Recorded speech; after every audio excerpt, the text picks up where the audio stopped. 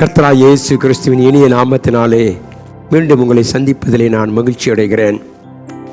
இந்த நாட்களில் நாம் அநேகர் ஆசீர்வாதத்தை தேடி அலைந்து கொண்டிருக்கிறோம். மனிதன் எப்படியாவது என்னை ஆசீர்வதிப்பானா, அல்லது நம்முடைய பணமோ பொருளோ சொத்தோ நம்முடைய ஆசீர்வாதமாக நாம் நினைத்து கொண்டிருக்கிறோம். ஆனால் ஆசீர்வாதம் இல்லை என்பதை வேதம் நமக்கு திட்டமாக சொல்லுகிறது. ஏனென்றால் நம்மை ஆசீர்வதிக்கிறவரே கர்த்தர். அவர்தான் நம்மை ஆசீர்வதிக்க முடியும். உலகத்தில் எந்த மனிதன் கொடுக்கிற ஆசீர்வாதம் நிலைத்திருப்பதில்லை.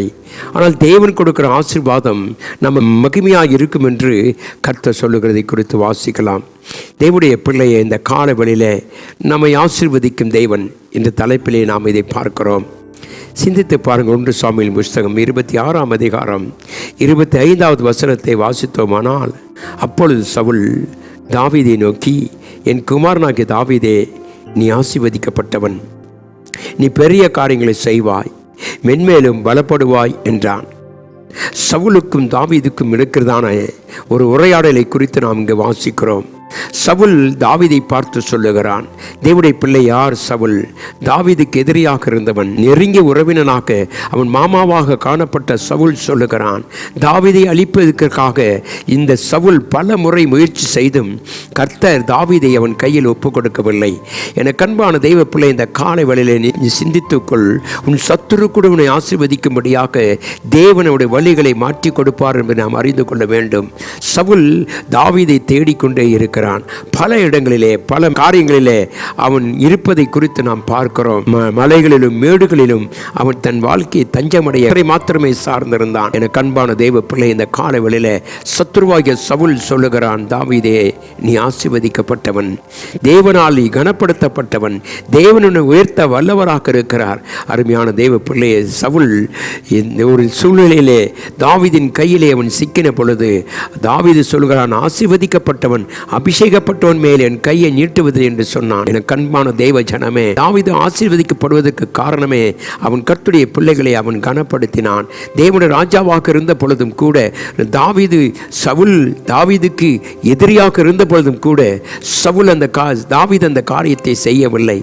என கண்பான தேவ பிள்ளை, ஆகவேதான் அவன் சொல்லுகிறான், சவுல் அவனை பார்த்து சொல்லுகிற காரியம் என்ன? மகனே, இதோ என் குமாரனாகிய தாவீதே, நீ ஆசீர்வதிக்கப்பட்டவன்.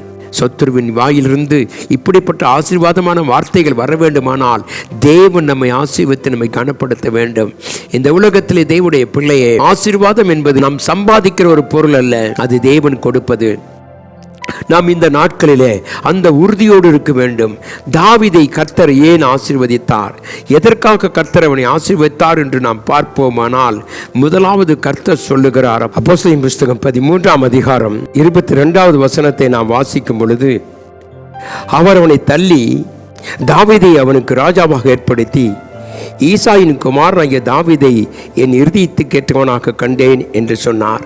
என கண்பான தெய்வ பிள்ளையை, சூழ்நிலைகள் வரும்பொழுது கூட, சந்தர்ப்பங்கள் வரும்பொழுது கூட, வாழ்க்கையிலே மாற்றங்கள் வரும்பொழுது கூட அவன் ஒரு நாளும் தேவனுக்கு விரோதமாய் ஜீவிக்கவில்லை. என கண்பான தெய்வ பிள்ளை, வேதம் சொல்லுகிறது, கர்த்தவனை பார்த்து சொல்லுகிறார், அவன் என் இருதயத்துக்கு ஏற்றதான தாசன். என கண்பான தெய்வ பிள்ளை, இன்றைக்கு நம்மை குறித்த சாட்சி என்ன? தேவன் கொடுக்கிற சாட்சியில் நாம் எப்படி இருக்கிறோம்? நம்முடைய ஜீவியத்தை பார்த்து கர்த்தர் சொல்ல முடியுமா, இவன் என் இருதயத்துக்கு கேட்டவன் என்று சொல்லக்கூடிய சூழ்நிலை உண்டா?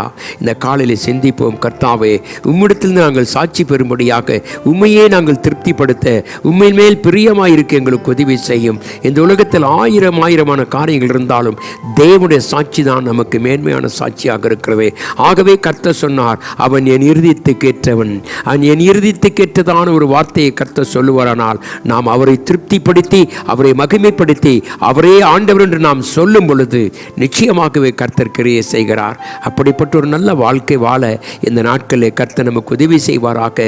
ஆகவே நானும் நீங்களும் கண்களை மூடி, கர்த்தாவே, உம்முடைய இருதயத்துக்கேற்ற தாசனாக எங்களை மாற்றும் என்று சொல்லி கேட்போம். நம்மை ஆசீர்வதிப்பாராக. கிருபையும் இரக்கமும் அன்புமுள்ள நல்ல ஆண்டவரே, எங்கள் வாழ்நாட்களில் 1000 சூழ்நிலைகள் வந்தாலும் கூட நாங்கள் உம்மை திருப்திப்படுத்த, உம்மை சார்ந்திருக்க, உம்மை கனப்படுத்தக்கூடிய மக்களாக நீர் எங்களை வைத்ததுக்காக உமக்கு நன்றி.